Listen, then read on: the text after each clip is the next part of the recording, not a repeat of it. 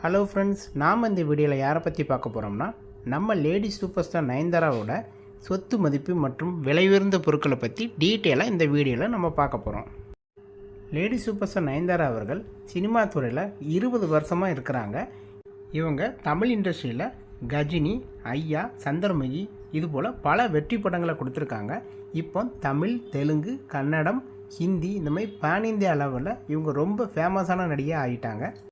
கடைசியாக இவங்க நடித்து வெளிவந்த படம் தான் டெஸ்ட். இந்த படம் நேரடியாக ஓடிடியில் வெளியிட்டாங்க.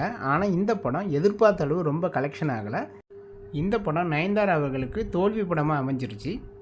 இப்போது நயன்தாரா அவர்கள் கைவசமாக மண்ணாங்கட்டி, toxic, Mookuthi Amman 2, dear students இந்த மாதிரி பல திரைப்படங்கள் வச்சுருக்காங்க.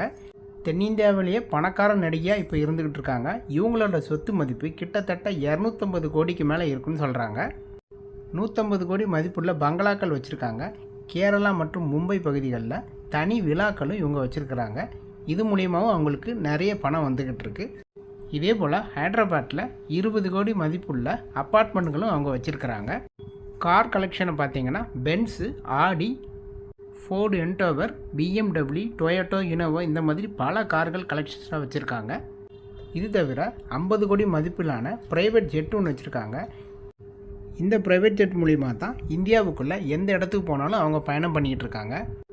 தமிழ் நடிகையிலே ப்ரைவேட் ஜெட் வச்சுருக்கிற ஒரே நடிகை நயன்தாரா தான். இதுபோக இவங்க கணவர் விக்னேஷ் சிவனோட சேர்ந்து ரவுடி பிக்சர்ஸ்னு ஒரு தயாரிப்பு நிறுவனம் ஒன்று வச்சுருக்காங்க. இது மூலியமாகவும் வருஷத்துக்கு ஒரு 40 கோடி வருமானம் கிடச்சிக்கிட்டு இருக்கு அவங்களுக்கு. இது தவிர நயன் ஸ்கின்னு சொல்லிட்டு ஒரு கம்பெனியை ரன் பண்ணிட்டு வராங்க.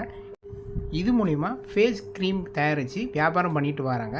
இதுக்கப்புறம் ஃபெமிநயன் சொல்லிட்டு ஒரு சானிட்டரி பேக் நிறுவனமும் நடத்திட்டு வராங்க. இது மூலியமாகவும் அவங்களுக்கு வருமானம் வந்துக்கிட்டு இருக்கு. இதே போல் அவங்க ஷேர் மார்க்கெட்டில் இன்வெஸ்ட் பண்ணி அதன் மூலியமாகவும் நிறைய வருமானம் அவங்களுக்கு வந்துக்கிட்டு இருக்கு. இவங்க எதிர்காலத்தில் படம் நடிக்காட்டாலும் இவங்களுக்கு நல்ல வருமானம் கிடைக்கிற மாதிரி பேக்ரவுண்ட் செட் பண்ணி வச்சுட்டாங்க. ஸோ இந்த வீடியோ சம்மந்தப்பட்ட கருத்துக்களை கமெண்ட் செக்ஷனில் கமெண்ட் பண்ணுங்கள். இந்த வீடியோ பிடிச்சிருந்ததுன்னா லைக் பண்ணுங்கள். நம்ம சேனலை சப்ஸ்கிரைப் பண்ணி சப்போர்ட் பண்ணுங்கள். தேங்க்ஸ் ஃபார் வாட்சிங்.